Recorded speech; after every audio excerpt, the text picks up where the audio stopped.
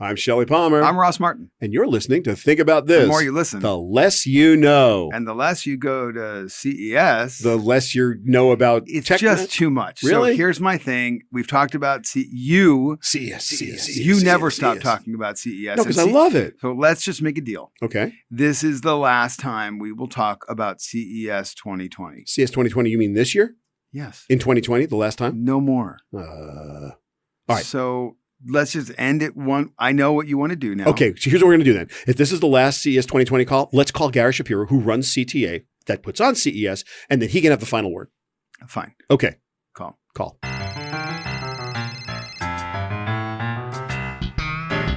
How's this sound? Sounds amazing. Really good. Wow, this sounds good. We're in a real studio here. Yeah.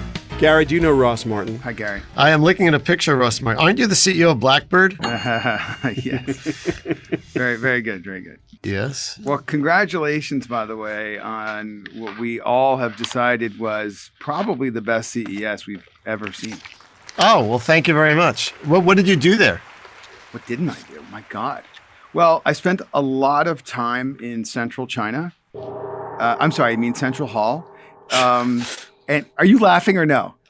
I'm puzzled laughing. Okay, you got Haier, you got Huawei, you got Changhong, you got TCL, you got Hisense.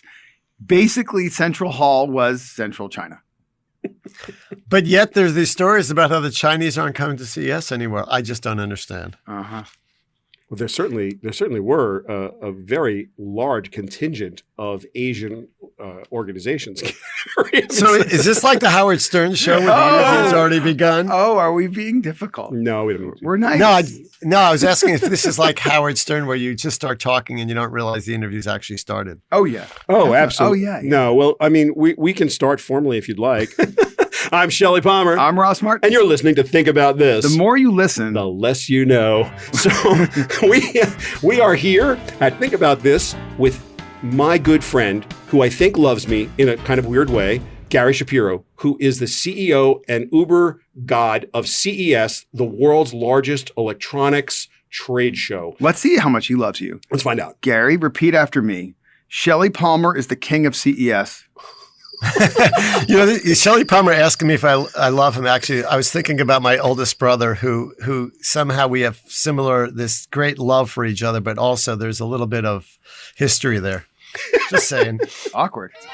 Not for me. Like I said, Shelly Palmer is the king of CES. You told me I had to You're be not going to say it. You're not going to say it.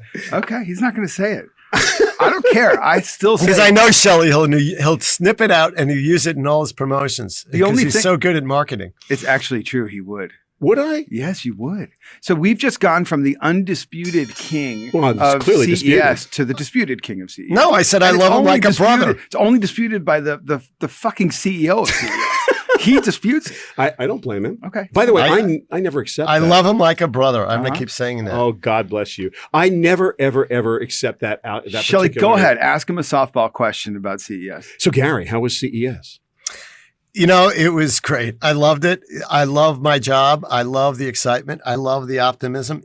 The Secretary of Commerce came to our board meeting and spoke, and he gave a very, very well-delivered, well-thought-out, comprehensive analysis in 15 minutes that he was, I think, supposed to give more publicly the night before, which he didn't at the Leaders in Technology dinner. But he ended by saying, I've not been here. Coming here gives me hope and optimism about our nation. And I thought that was terrific. And that's how I feel about CES.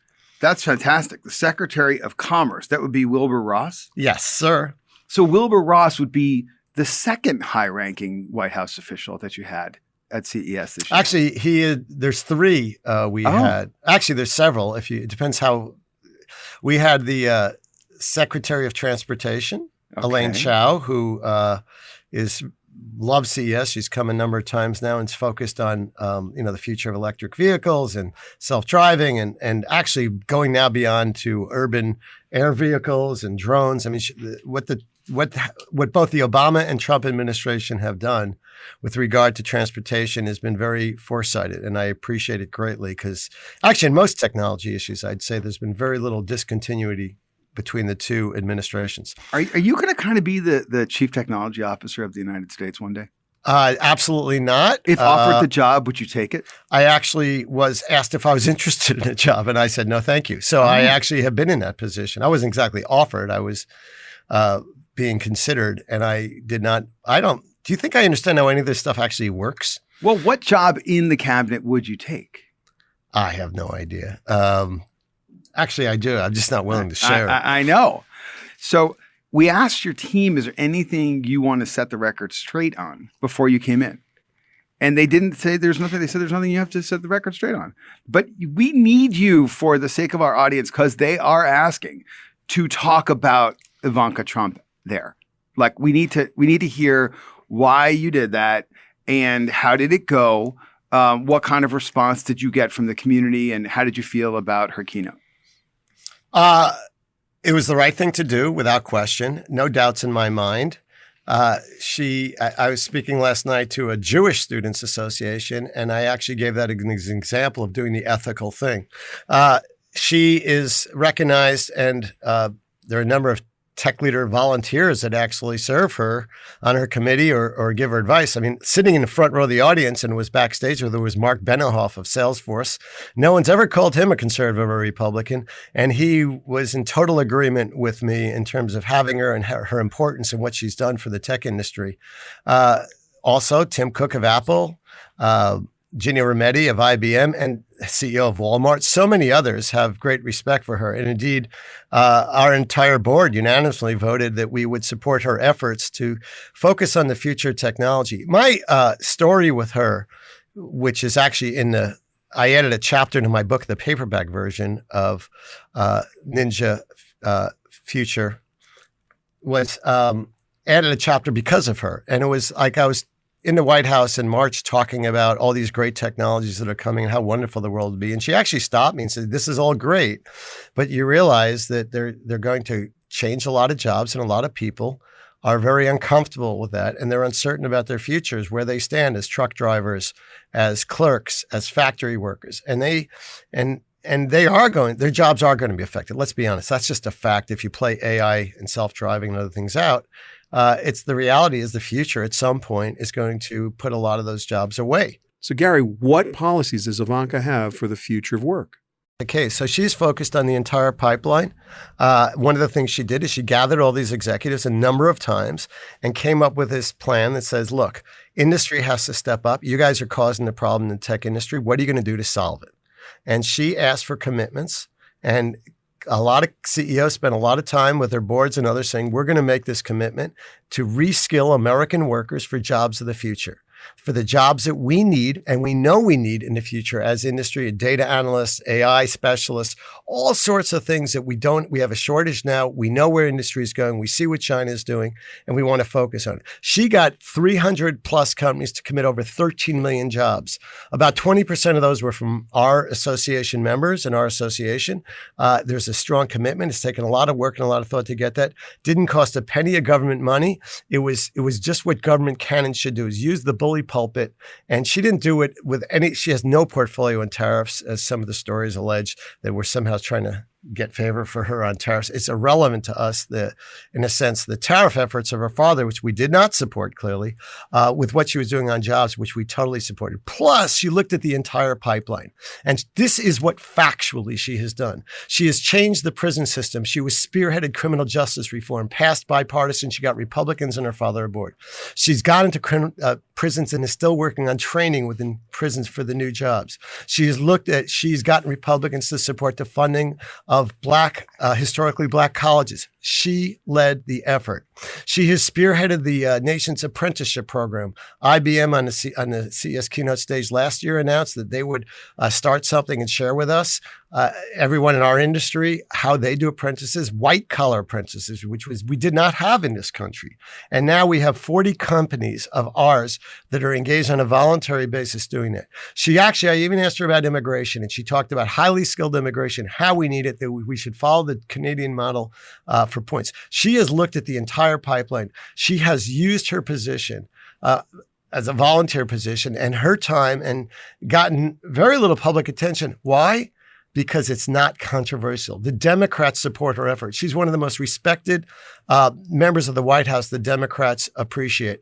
I was at the Internet Association dinner when she was honored side by side with Nancy Pelosi, and the crowd was in agreement that both of them deserved the honor they were getting. So when you talk about whether or not she should be there, absolutely, she should be on that stage. And the way I judge people is not by who they are or what they inherited. Everyone has an accident of birth. And the fact is, you are what you were born. It's not that how you should judge somebody. It's you should judge what you've been done with what you've been born into. She was born into, admittedly, a wealthy family. She was put into a situation where her father is president. She clearly gives private counsel to the president that is somewhat valuable. She has a different view on everything. And she always talks about also the women in the workforce is another thing she's focused on. She spearheaded the effort to get groundbreaking law that was signed in December by her father on parental leave for federal workers. And she's making no secret her goal is to get that throughout American business. So when you talk about what she's doing, and by the way, she also kept on the Obama program, the Global Entrepreneur Summit, which we participated in the Netherlands. And she had the support there of so many different business groups and others focusing on small business and entrepreneurs. And those are her three issues: women, entrepreneurs, and job skills for the future. Every one of those is admirable. I tell you, she is the real deal as far as I'm concerned. I'm not going to make a secret that I'm a fan of hers. Wait. You're kidding me. Well, I'm just saying, you know why? Because I look at the facts. Oh. I'm not just talking about CNN or MSNBC Nor are we. So what do I think? I think she's fabulous. Okay. I think she's going to go very far. And I think the fact is that her father is what he is. You could have whatever views you want of him, but they are different people. And she has done a tremendous amount, and she's made this country better. And she's made the tech industry better. And that's why I support her. And frankly, Michael Kratsios of the White House, who runs technology policy for the White House, was there.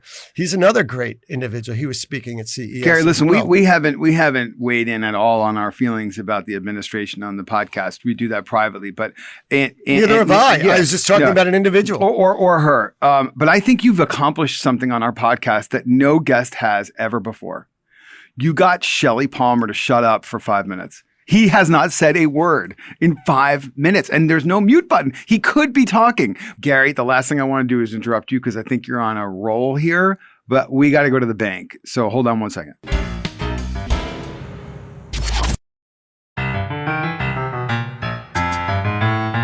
We're back with Gary Shapiro, CEO of the CTA, which puts on CES, the world's largest trade show. I have never heard a more impassioned case made for the impact of Ivanka Trump. And now I'm starting to believe you a little bit. Here's the thing. You were in a tough situation because you announced Ivanka would be the keynote. And then all of a sudden you got The Guardian and the headline is, "It's an insult." You got Forbes, quote, "All that is wrong for women in tech." And that all happened before she took the actual stage. And then she takes the stage and the headline is, "Nobody booed her." Here's the thing I applaud Gary for, Shelly. The courage to put that conversation on that stage, because what I think he was doing is making sure that CES is the story. Like, you can't ignore like CES. It's a nation state. I mean, it's like it is the Super Bowl for many of us. And Gary's job is to make sure everybody still gives a shit. Yeah. And he did. Yeah. No, that you're giving me motives and even kudos that I definitely don't deserve. The intention there is simply, as a number of us later in our career, is to do the right thing. That was the right thing to do, given what she has done. It wasn't to create a news story at CES. It was actually the day I met with her is when I said, I want you to come to CES and talk about this because people don't know what you're doing. They don't know how important this is. This effort will survive any. Gary, you are. Wait, you don't know how right. You don't know how right you are, because until you mentioned Ivanka's programs, there isn't a CEO, CTO, COO, CMO of a Fortune 50 company that I work with that could articulate what you just articulated. So it isn't well promoted, and kudos to you for promoting And it. if she because- runs, and she if needs Gary. Yeah, seriously. No, it's I not had no idea. promoted because everyone agrees it's the right thing to do. And for those people that have criticized the choice, I challenge any one of them to go to our website, look at the video, watch the 40-minute interview, and then give their opinion. Because right now, every one of those opinions was totally uninformed. And I might add, highly sexist. I mean, the concept of the left that you could be a woman and that you could be beautiful and you could be intelligent and making things happen in a very positive way for society makes their heads explode. And you talk about inclusiveness. Inclusiveness means including all sorts of views, including those that disagree with you. And that's my definition of inclusiveness. And we've done so much at CES on diversity and inclusiveness. We have an incredible range of programs. By every account was phenomenal. And the only sad thing is all this effort was focused on Ivanka Trump, which I was glad about because it focused on the jobs of the future, which is the debt that we owe our children, that they inherit a better country, not just in terms of innovation and technology, but meaningful jobs. And in a way, when we're out there competing mightily with China, frankly, truth is, we had a meeting at CES, which I convened, of the Secretaries of Commerce, of Transportation. We had several ministers from European countries and several CEOs. We were not invited. 16 of us around a table, 4 on each side.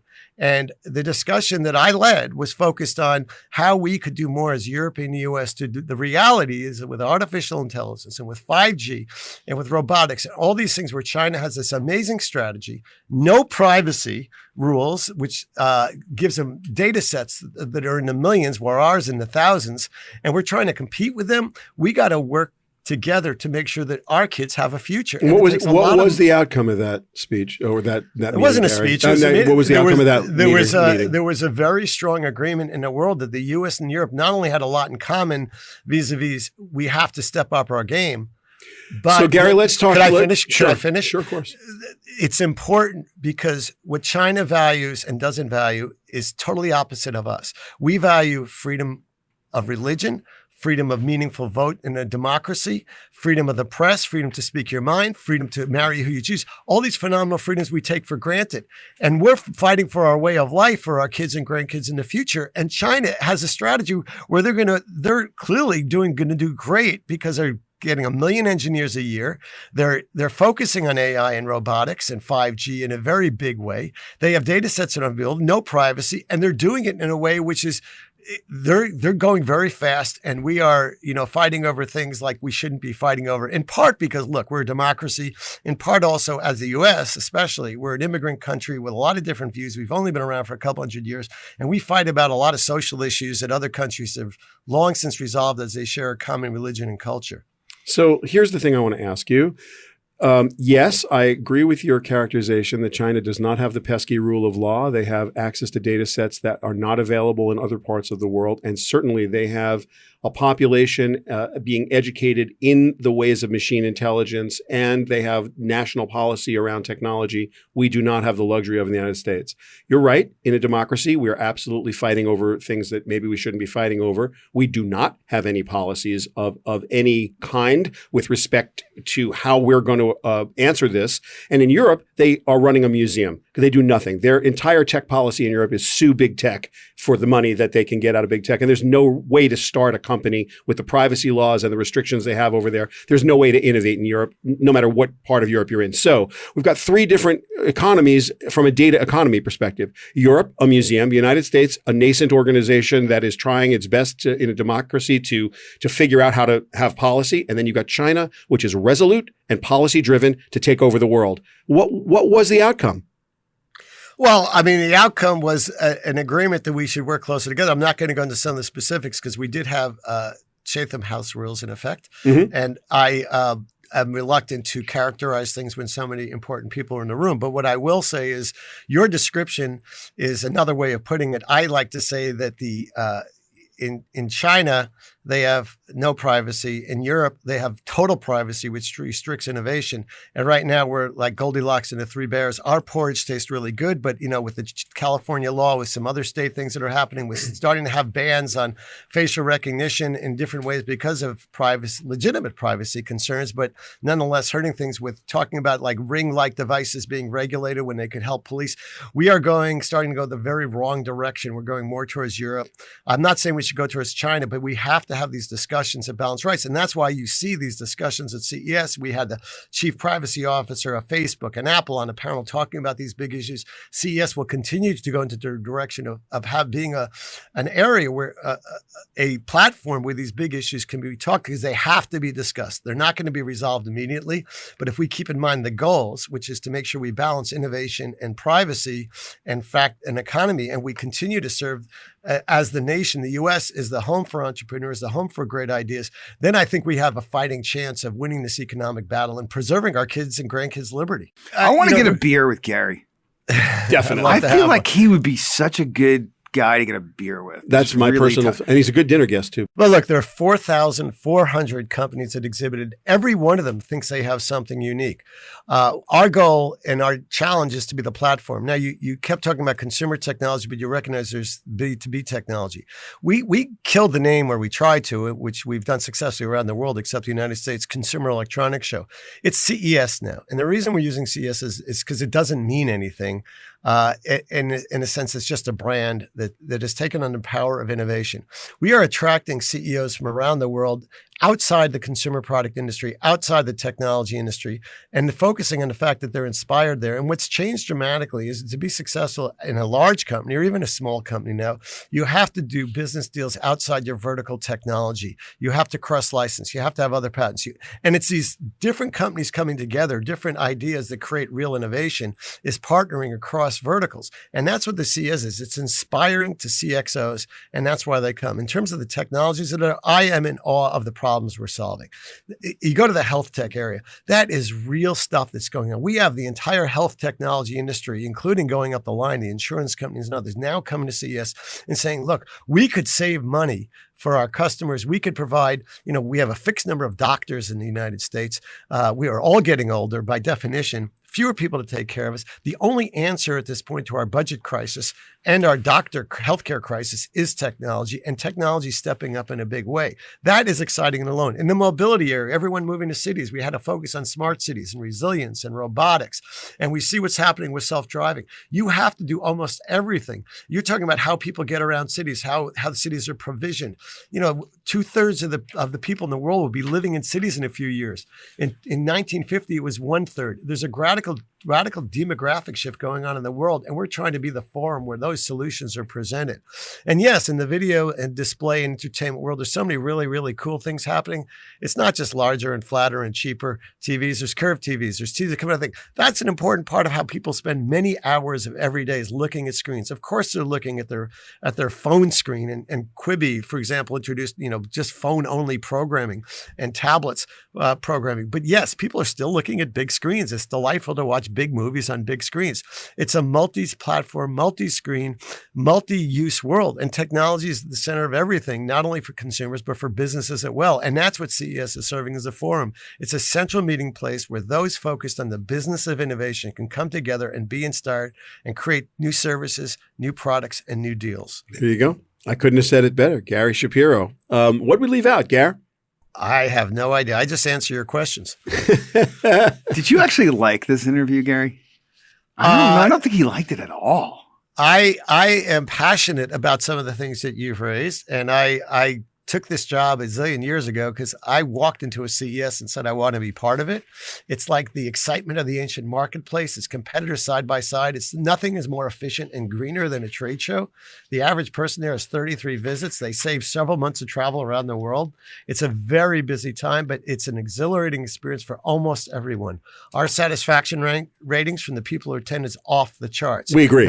And we're trying to make it better all the time, and we're limiting the number of people that could attend. We'll have a bigger venue next year. And we're always trying to make Vegas bigger and better in terms of what it could do. I love it. They're poised for growth. I love it. Thank you for welcoming me every year. Thank you for coming.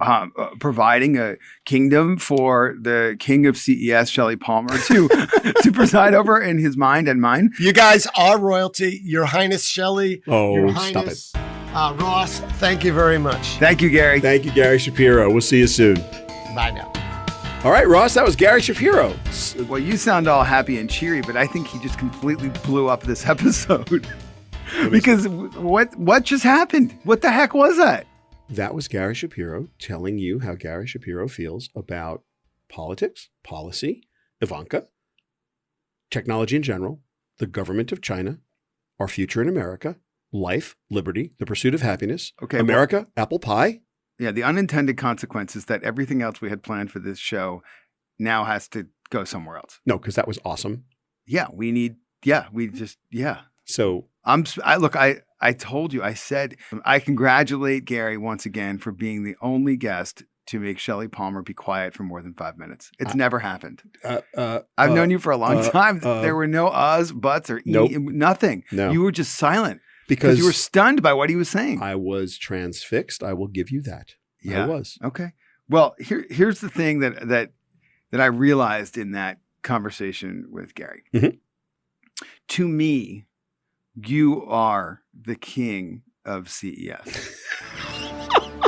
And to the thousands of people that I see following you through the fields of CES, asking you to tell them what the future will bring, to those thousands of people who pay you to take them through CES, Yes. you are the king of CES. Uh-huh. But to the actual king of CES, you, my good friend, are no king.